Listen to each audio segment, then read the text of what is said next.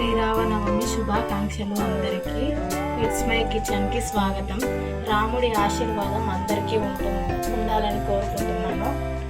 ఈరోజు మనం చేసుకోబోయేది మామిడికాయ పులిహోర.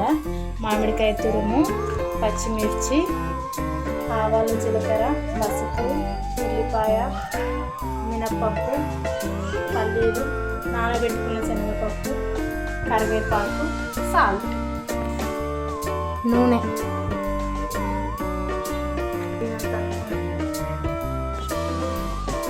ఆవాలు, జీలకర్ర. ఆయిల్ వేడైంది. ఆవాలు, జీలకర్ర కొంచెం వేగాక పచ్చిమిర్చి. మ్యాంగో పులుకుంటుంది కాబట్టి పచ్చిమిర్చి కొంచెం కాస్త ఎక్కువనే పడుతుంది.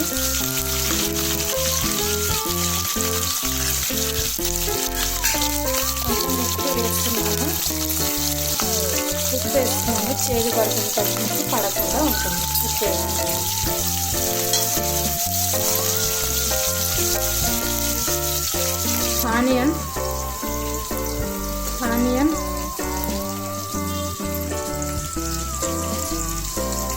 ఆనియన్ కొంచెం మినప్పప్పు,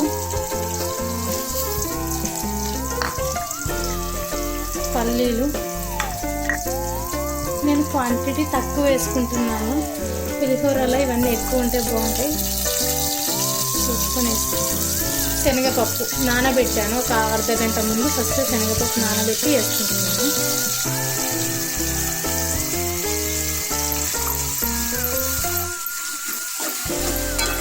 ఇవి మంచిగా వేగాక కరివేపాకు వేసుకుంటున్నాం.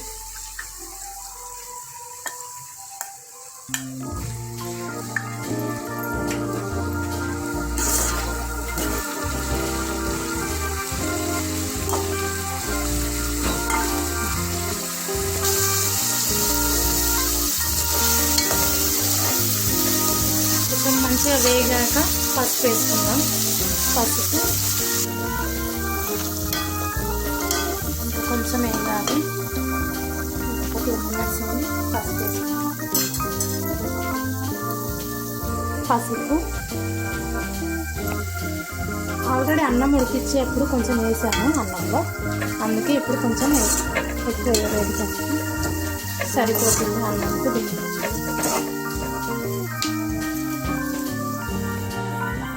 మామిడి తురుము,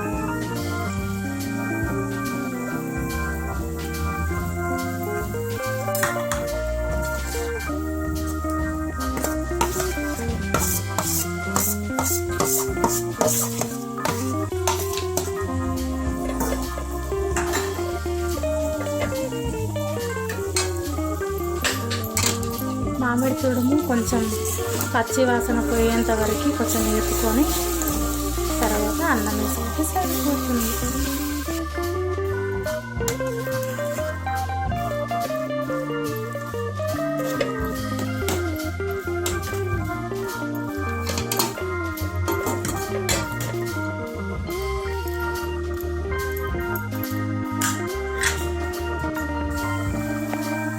ఇది బాగా వేగింది.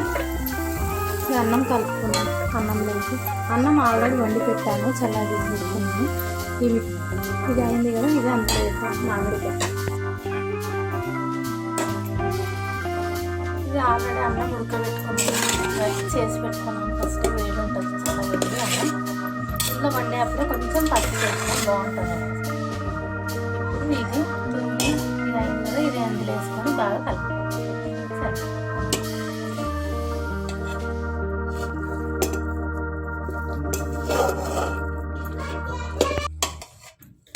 ఇది బాగా మిక్స్ చేసుకుందాం.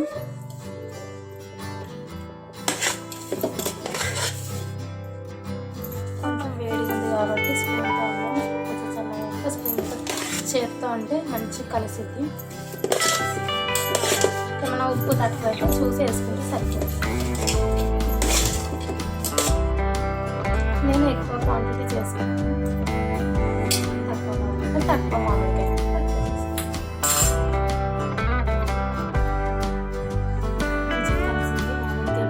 రెడీ.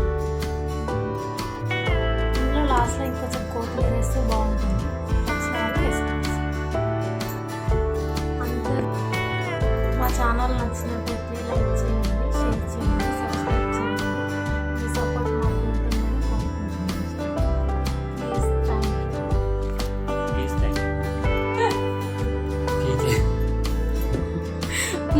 సబ్స్క్రైబ్ చేయండి అన్న